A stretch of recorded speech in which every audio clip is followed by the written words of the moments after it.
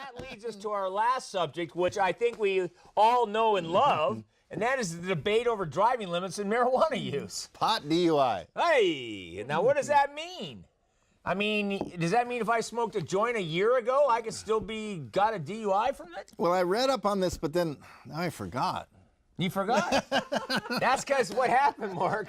I saw what was going on back there. Did you see where I put my car keys? Yeah, I don't remember that part either. I have my glasses somewhere. Oh, they're right here. Okay, so so the legal limit of THC in Colorado is 5 nanograms per milliliter. But wait a minute, 5 nanograms? What is that? Was that one bong hit or something, or is that one smoke? I mean, what are we talking about? What's a nanogram? Okay, well, it's kind of complicated. Like when you're drinking alcohol, you're talking about 86 proof, right, is really 43%, right?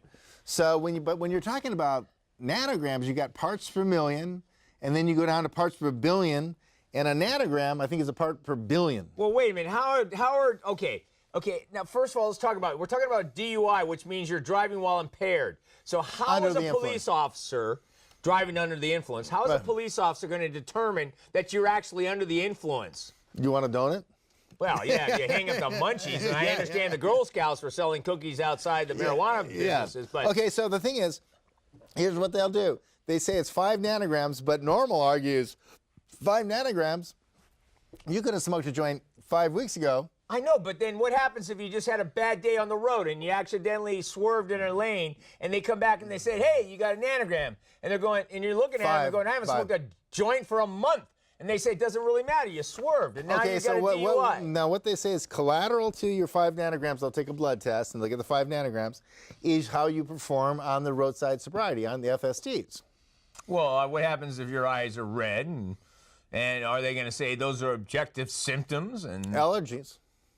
Allergies. Okay, and FSTs, you have a right to refuse the FSTs. Well, and what about if you forget the alphabet because you just don't remember it anymore? Yeah, right. Okay,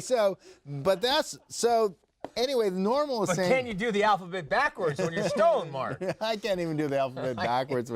But I mean, yeah. No, let me tell you. Let me give you just my opinion. But the thing is, now I'm going to give you my opinion because I got to throw this in. Number one, of course, Washington State and Colorado thought it would be so nice to legalize marijuana because then they can have little vending machines and they're making millions of dollars in tax revenue. But what they didn't remember was, well, what happens when more people get killed on the road because they're too stoned?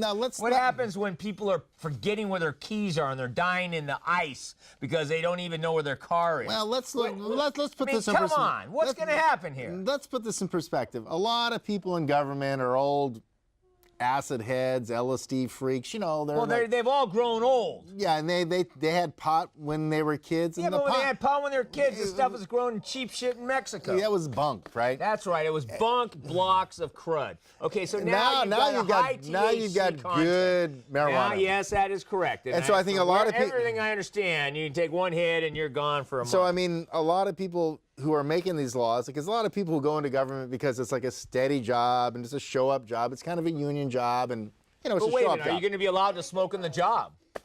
Well, why not? Why not? You can't drink on the job.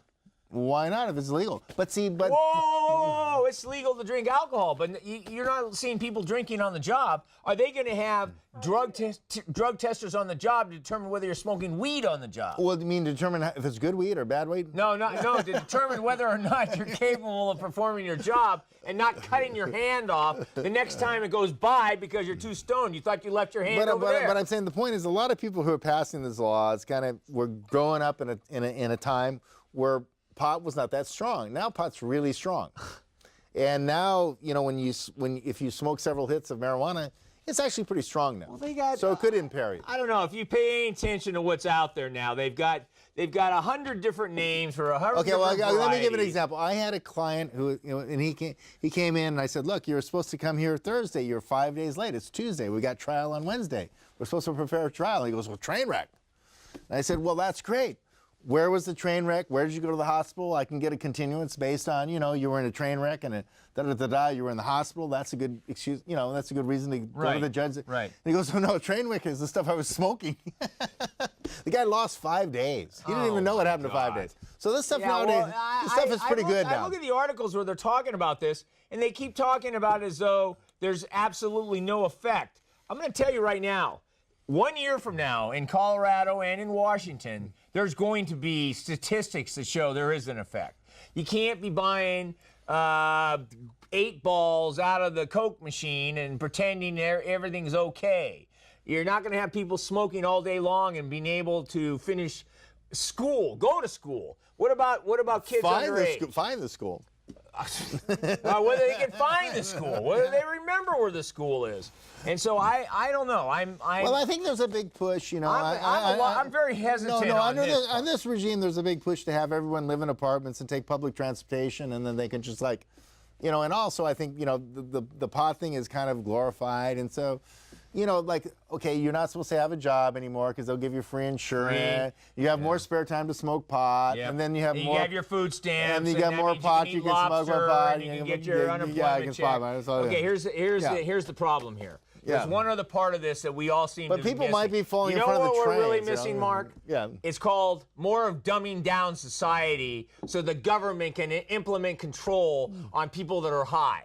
Because it's very simple to implement control on people that have no brain power, no ability to think. That's the school system. We already got the propaganda in the public school system, but now you're going to have them all high. So not only that, they can't find the cucumber to put the condom on it, but they can't even remember who they are anymore. So they're just going to be letters and the numbers, and those will be the names because they're too high to understand it. Well, I don't know about that. At the lunch counter, they're going to be serving dope during lunch for the kids in grammar school. Brownies, yeah. Brownies. Well, there was a thing. There were some third graders the other day that got busted for. Yeah, that is correct. They were selling brownies at school. Third graders. Yeah. Right? So, yeah, and I'm saying. And that's what I'm trying to tell you, Mark. But I mean, this is more. You know why dumbing down a country is so important? So you can have despots take it over. And right now we seem to be moving in a direction where everyone thinks it's cute to have marijuana on every corner. It's not cute. It's part of a grander scale to control society. How else do you control society? Environmental control. No gasoline, no coal, we're going to live on solar and wind. But no, what that means is no transportation. What is somebody high? What if somebody can do at home? They're going to get high. Yeah, so they're at home, they don't know who they are. They're just high, laying there, playing some stupid video game. But I mean, you get your credit card for your food stamps. Free food stamps. You get your food stamps. You get your health care. You get your unemployment check, which means that you can live at home and buy your weed. But the thing is, one thing is important. You have to remember what to do. What's that? What's that? Go vote. Yeah, vote. Vote for who's giving it to you. Yeah, right. Next thing you know, it'll be food stamps, unemployment check, an ounce a month for free. No pot unless you vote. No pot. It'll be we'll give it to you if you vote. And you know what the voting booths will look like? What flavor do you want? What flavor do you want? Tijuana Gold, or do you want Mexicali Rose? What do you really want? Well, actually, as a libertarian, I think that people should be able to smoke pot. They should. I mean, I don't think that that's something that should be necessarily illegal, but it should be controlled like alcohol or anything else. Okay, that's what I'm trying to find out here. Because just because adults are only supposed to drink alcohol, right? Kids are drinking alcohol, and so let's add in one more problem. What's next? So all the kids should be on OxyContin. All the kids should be on synthetic heroin. All the kids should be on meth. So then they can think, and then they take their heroin, then they can go to bed. Then where are we going with this, Mark? I thought that that's a large, like between 30 and 70% were on this. What is this thing you take for the Ritalin? You take for Ritalin for ADHD. Yes. Yeah. So the other alphabet soup of imaginary problems that have been created in a method to control the population. So that's a $15 billion a year pharmaceutical. Yeah. And well, who are some of the biggest lobbyists? Yeah, the pharmaceuticals. So I mean, they can take that when they take the Ritalin when they go to school, and then they can have the pot. And who are some of the biggest lobbyists for marijuana? The cartels. You know why? Because who's supplying this? I don't know. Yeah, that's right. We don't, do we? We really don't know who's supplying marijuana to Colorado and Washington, but we know this. Colorado and Washington are well infiltrated by drug cartels, which will love to sell marijuana. But anyway, that conversation is a little heated on marijuana, but thank you so much tonight. And Mark will be finding his keys after he rolls a good one after the show. Where do they put my